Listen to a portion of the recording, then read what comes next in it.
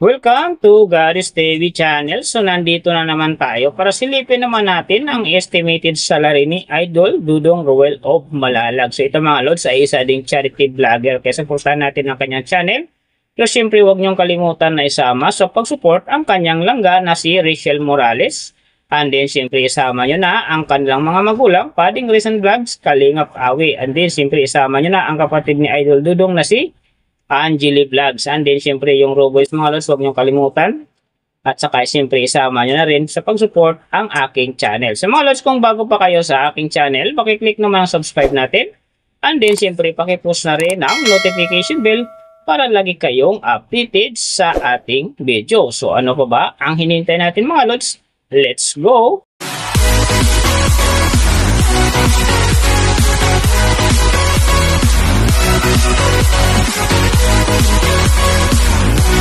So mga lods, si Roel of Malalag sa ngayon ay mayroon ng upload videos na 3,017. And then mayroon na rin siyang subscriber na 437,000. So may video views naman siya ngayon na 150,279,175. And then yung kanyang country is PH. So, yung channel type naman niya is people.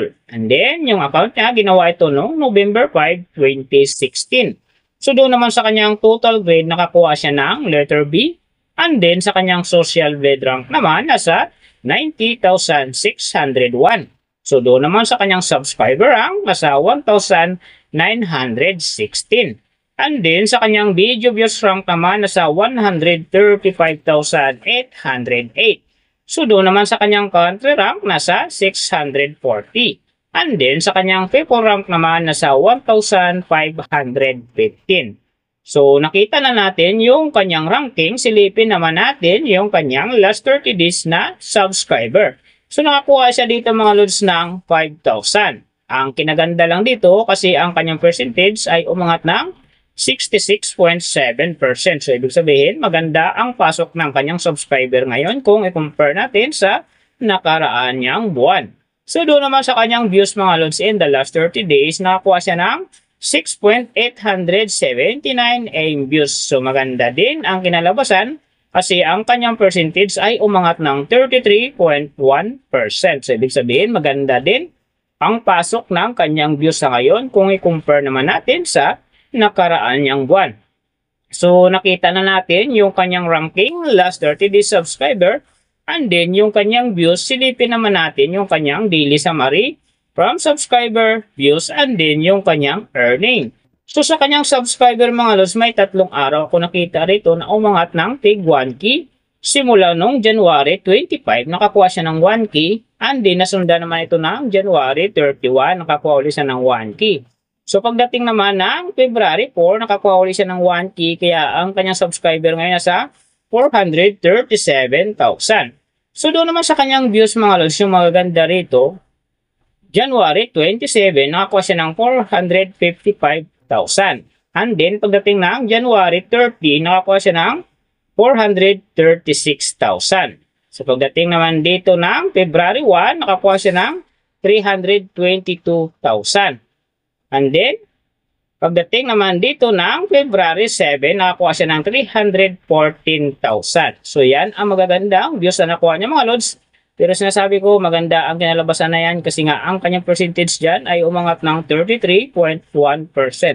So, doon naman sa kanyang earning, tingnan natin dito yung January 27. So, sa kanyang low estimated, nakakuha siya ng $114. And then, sa kanyang high estimated naman, nakakuha siya ng $1,800.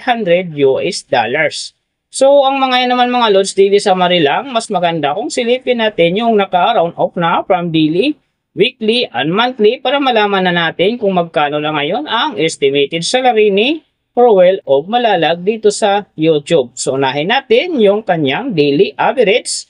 So, sa daily subscriber, nakakuha siya ng 167. And then, sa kanyang views naman, nakakuha siya ng 229,304. So, doon naman sa kanyang daily, low estimated ng kanyang earning, nakakuha siya ng $57. So, times natin sa 58, mayroon siyang 3,306. And then sa kanyang daily high estimated naman ng kanyang earning, nakakuha siya ng $917 US. So times natin sa 58, mayroon siyang 53,186. So yan mga lods ang kanyang daily average. So pupunta naman tayo sa kanyang weekly average. So sa weekly subscriber, nakakuha siya ng 1.16k. And then sa kanyang views naman, nakakuha siya ng 1,605,128. So doon naman sa kanyang weekly, low estimated ng kanyang earning, nakakuha siya ng $401 US. So times natin sa 58, mayroon siyang 23,258. And then sa kanyang weekly high estimated naman ng kanyang earning, nakakuha siya ng $6,400 US.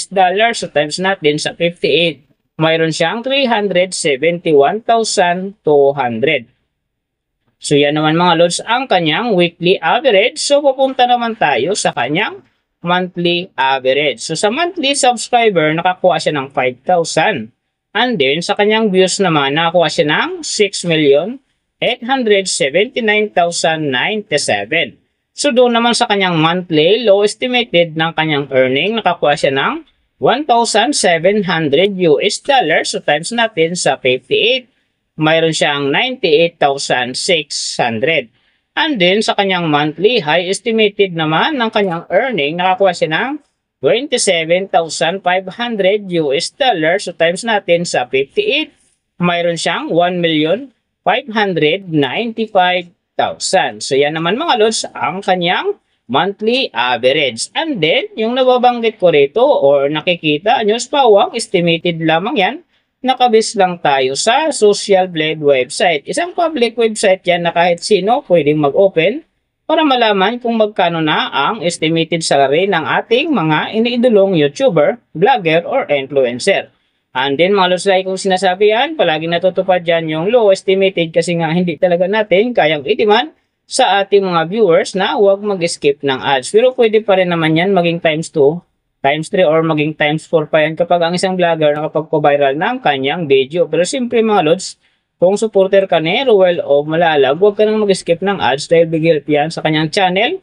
And then siyempre sa mga kababayan natin na kanyang tinutulungan dahil siya ay isang charity vlogger. Pero siyempre mga lods, huwag nyo namang kalimutan na huwag na rin skip ang aking ads dahil big help yan sa aking channel. And then siyempre sa aking mga personal na hadikain. Sa mga lods, kung nagustuhan nyo ang video na to, pakiclick naman ang subscribe natin and then syempre pakipost na rin ang notification bell para lagi kayong updated sa ating video. So big thank you sa lahat ng mga sumusuporta sa aking channel.